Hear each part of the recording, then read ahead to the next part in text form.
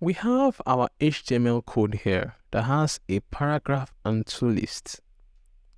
One is an ordered list, while the other is an unordered list. Here is how it looks on the web page.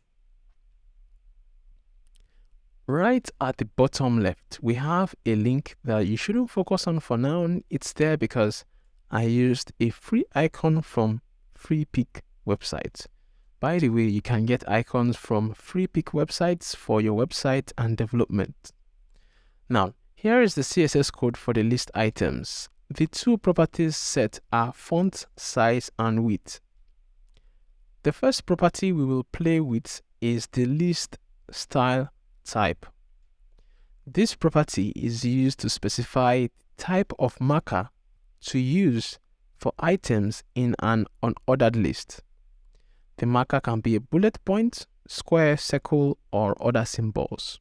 For our ordered list, we will set it to lower Roman numerals. We can check out the effect on the website.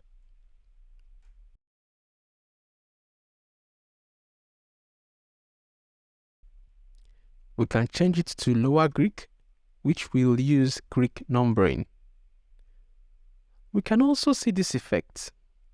We have alpha, beta, gamma, delta, epsilon.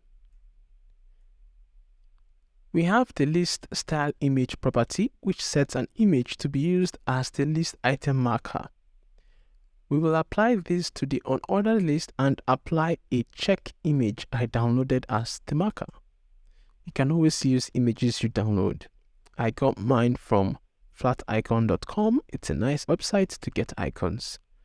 We can now see that the check image has replaced the default disk marker.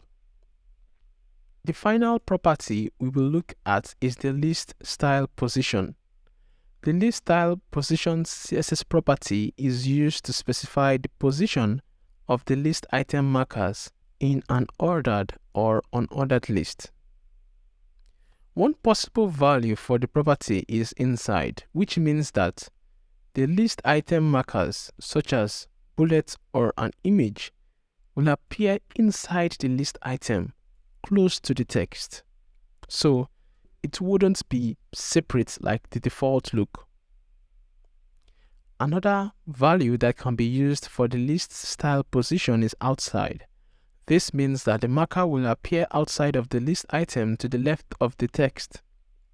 This is the default value. In our example, we use the inside value for the unordered list. You will notice the check image is now part of the text beginning and not separate like it was by default. We will apply the same effect to the ordered list so you can see the effect applied.